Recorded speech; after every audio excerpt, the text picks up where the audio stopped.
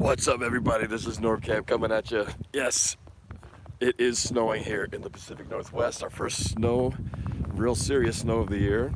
Not really so serious, but you know, the fact that they closed school today, it's a snow day. We got a nice inch or so of snow on the ground.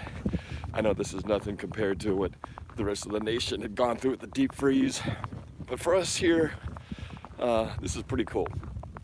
And it's not that often we get snow up here like this that shuts things down. So I'm enjoying this. And it's a Monday after the Super Bowl. It was snowing, starting to snow last night during the game.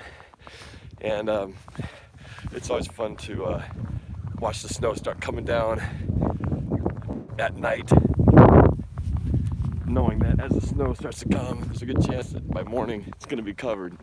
Didn't know if it was going to be, but man, it is like a winter wonderland in February. Love it. Anyway, just thought I'd share a few post-game. Go this way. Wind is strong that direction in my face. The game last night. Maybe some of you had a chance to watch my live stream from Emerald Downs last night. And here's my quick take on the game. As you know, 13-3 Patriots victorious over the Rams. I had made a couple of videos, some humorous takes of why I thought it'd be better for the Patriots to win rather than the Rams, mostly from a divisional rival standpoint. And that's the way it turned out. But don't get me wrong, it's not like I was jumping for joy seeing the Patriots win. It was kind of a real unsatisfying end to the game, really. The way it ended up playing out. It was just very kind of anticlimactic, kind of, you know, it's like, okay, well, I guess that was that. But my overall take on how the whole game was played, a lot of people said it was a boring game, you know, hardly any points scored, lowest points scored in a Super Bowl. But I had a great time watching it. I mean, it was fun, first of all, watching it with some friends over at Emerald Downs, where we've watched away games all season. So that made it fun and festive. And no stress on my end, because, again, I didn't really care who won. So it was fun to just watch these two teams, you know, offensively suck for a while and watch some really awesome defense being played. I would say, first of all, in some ways it's karma. I'm sure the Saints fans are very happy about the ways things turned out, because it looked like the Rams did not come prepared to play in that game. They did play defense. Both teams played good defense, give them that. But offensively, what we'd seen from the Rams all season did not show up in that game. And I don't know if you credit that just to the great defensive scheme by the Patriots, or if that was just a bad showing by the offense. I think it's a little bit of both. It just seemed like the Rams offense had no ingenuity. They had no real creative plays that they usually do. They tried to run the ball, got stuffed, and then they just tried throwing it, and Goff looked overwhelmed. He looked kind of lost. He looked kind of like he didn't really know how to handle the situation. Taking sacks, not getting rid of the ball when he should, off target with his throws. And yeah, he just looked out of sync. And again, they looked like a team that didn't really deserve to be there or didn't belong there. And they really didn't belong there, because the Saints should have been there. So who knows how the Saints would have fared instead of the Rams. But they certainly seemed like they just were not in their element, never were in that game, despite being close through most of it. Really was a closer game than it should have been.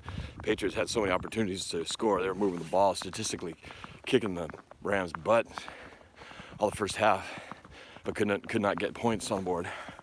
I see a couple of you on here, Charles City Flock and Sebastian Kane. Sebastian wants to know who was my favorite player this year for Seattle.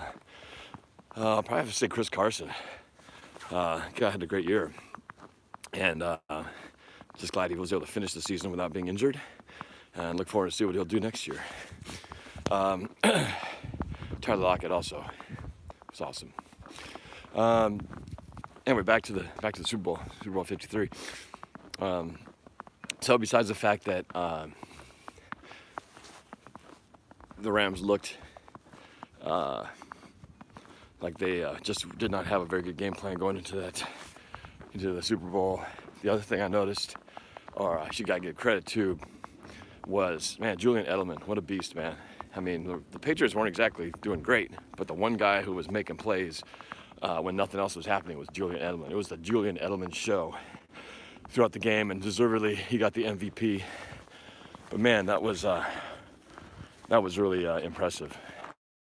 I mean, it was fun to watch him from a standpoint where, you know, I didn't have to worry about him doing it to our team. And it was fun to watch him do it to the Rams, since I'm used to watching the Rams and hoping that they lose. So I enjoyed watching him tear up that Rams defense. But man, that dude is just uncoverable. Just amazing how that guy is so quick, finds the open spots, and then he's just fast, yards after the catch. What I expected. I made a video about that. I did a little movie, mock movie trailer that maybe some of you saw, about how I saw this game playing out, and that's exactly what it was. Julian Edelman for 5 yards, Julian Edelman for 8 yards, Julian Edelman for 5-yard catch that turns into a 20-yard catch. I mean, that was the Julian Edelman show all night. Dude can ball. And cold, man. They cover up my thumbs. There you go. So yeah, no, that guy's awesome. He deserved it.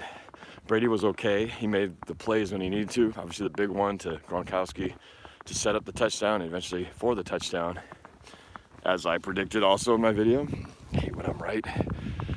Actually, it's kind of right, and for considering all things for this game, it's about the expectation I could have hoped for. Slugfest. Neither team looking great, but the one team who I thought would win would be the least damaging to my team for next year. So that's the way I looked at it. Well, what else could we have said? It's good defense. It was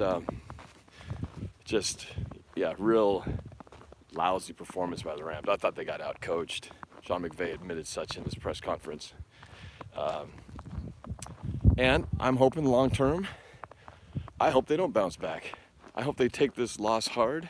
I hope it sticks with them through next season and messes with their psyche. This is what I hoped for. The reason I want the Rams to lose was so they'll carry this into next year and, mess with things. They spent money. They bet the ranch this year to get a Super Bowl. Granted, they got to the Super Bowl, but they didn't win it. And as all you know, and as we know too well, there is nothing good about being second place in the Super Bowl. Absolutely no concession at all. It doesn't even help to say you made it there or to say we got second place. Because Super Bowl 40 and Super Bowl 49, I think it's worse to lose in the Super Bowl, to make it and lose in the Super Bowl.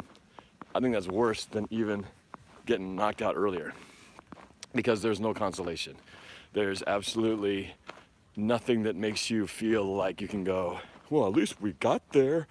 No one gives a crap about that. And does anybody remember anything about the team that loses? Nothing.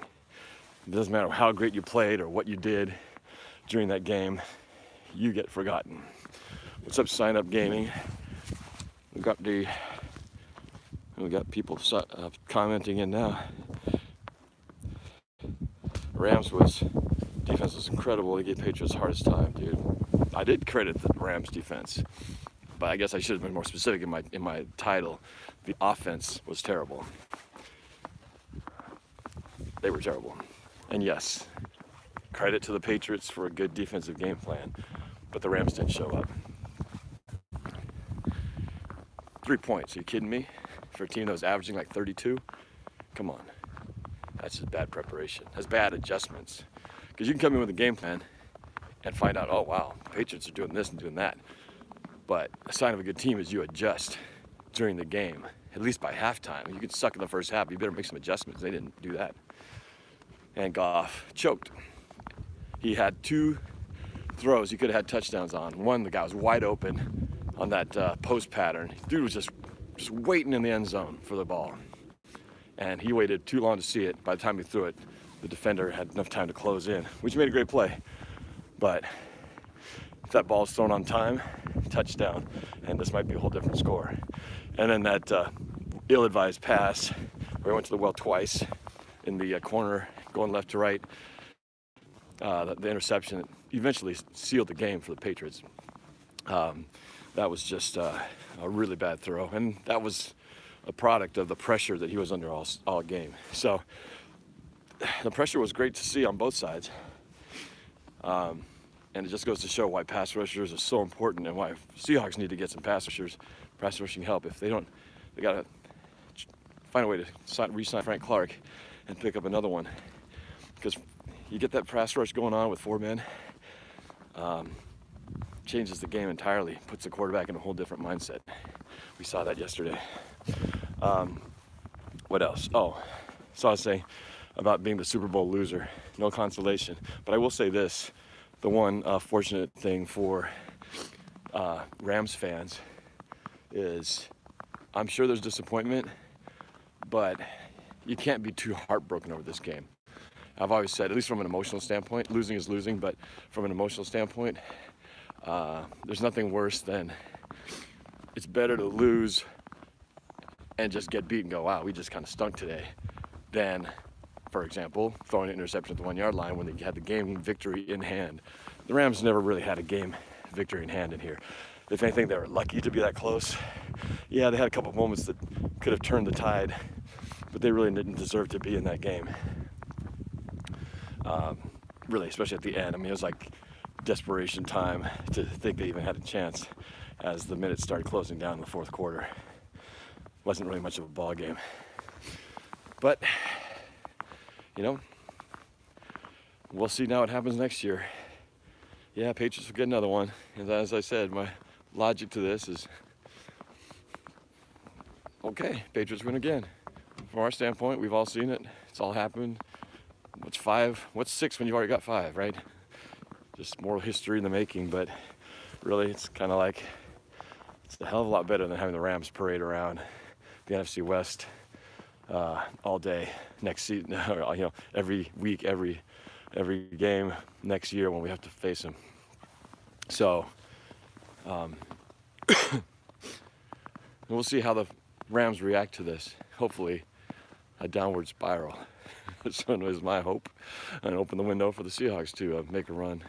I don't know, I have a good feeling about this. It does have that feeling of a 2012 leading to 2013 type of vibe to it. So we shall see what happens. But anyway, just going to give you this quick reaction video. Snow is falling. You don't see that very often up here. And I enjoyed it. Oh, a couple other things outside of the game. So I read that this was the lowest ratings, Super Bowl ratings in the last 10 years. Not surprising. I know plenty of fans who said they weren't going to watch this game for a number of reasons. Saints debacle, controversy, Seahawks perspective, a lot of fans, nothing good coming out of either team winning, so I know a lot of Seahawks fans weren't watching, but just goes to show, you know, Patriots, Rams, not the matchup the audience wanted. Seahawks would have made it much more interesting, that's for sure.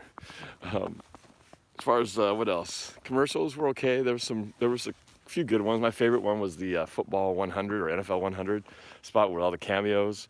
I had Richard Sherman and old school Jim Brown and Deion Sanders, and I had everybody in there practically.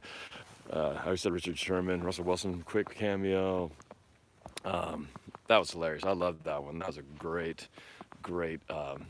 commercial. My favorite one of the entire thing. Oh, and then my second favorite one was the Bud Light commercial that turned into a Game of Thrones promo. That was awesome. That was brilliant.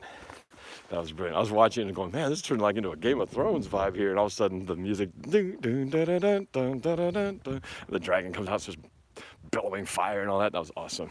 Those are my two favorite commercials of the night. And then halftime show.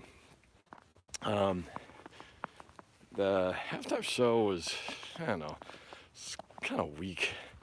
You know, Maroon 5, I like Maroon 5, but they came out with this first song. I didn't even know what the song was. So I was like, you gotta hit them hard in your first song. Come out strong. And so I was like, what the hell song is this? And then did a couple of the older ones, and I don't know, it just seemed kind of very mellow and just nothing real exciting about it. And then Travis Scott came out, who I don't really know anything about, but my daughter was very excited to see him perform. They did a little SpongeBob asteroid cartoon entrance, which I appreciate the effort, but didn't really work, in my opinion. The way it transitioned from the animation to the on-stage part. And he only did that very short bit, and then Big Boy, I was like, who the hell is Big Boy? Until I started hearing him singing, it's like, oh, okay, I know this song, but nobody really knew who he was. So I guess the only thing that was kind of made the halftime show interesting was when he, lead singer, took off his shirt. Not that was doing anything for me, but it was like, oh, okay, he's taking clothes off. This is kind of unexpected. And then it was over. So I'll have to say, flat line on the Super Bowl performance. Not my favorite by far. My favorite one still, and I'm slightly biased, but Super Bowl 48. Bruno Mars was awesome. And of course I got to see that in person and be there with the fireworks exploding around my head as I was near the top of the back of the stands in the stadium with the fireworks right above me. So that was pretty incredible. Well, yeah, I guess that's it. That's about it. That wraps up my take on the Super Bowl. Done, over. Now we can move forward finally and put 2018 to bed. And let's look ahead to 2019. Got a lot of fun stuff coming. But for today, it's a snow day. Everyone's still asleep, but pretty soon the kids will be up. I'm sure we'll be doing a little bit of sledding, doing that kind of thing. So it's gonna be fun. All right, you guys. Thanks for watching. C Primo Sport. Who else? The Zekinator. Yep. Thanks for tuning in yesterday. Adam Williams. Sign Up Gaming. Taga Kali Tiwi Albai. Gurley was overrated. Oh yeah, that's a weird thing. Gurley with his vanishing act. So weird, man. They're still talking about it on sports radio this morning. But Gurley was supposedly full health. Nothing wrong with him. Yet he was strangely not very involved. Only 10 carries for 35 yards. Not very much there. A couple passes of no significance. Just strange. But hey, I'm fine with it. And if he's got some issues that's going to make him not very effective, well, more power to you, bro, because I know they paid you a lot of money to extend your contract, and if you're not going to be very effective, thank you for that, because you've been a thorn in our side. So, yeah, hopefully your team spirals downhill from this point on. Let that L sink in and let it hurt bad and carry that and linger into next year. All right, and we'll be back. NFC West.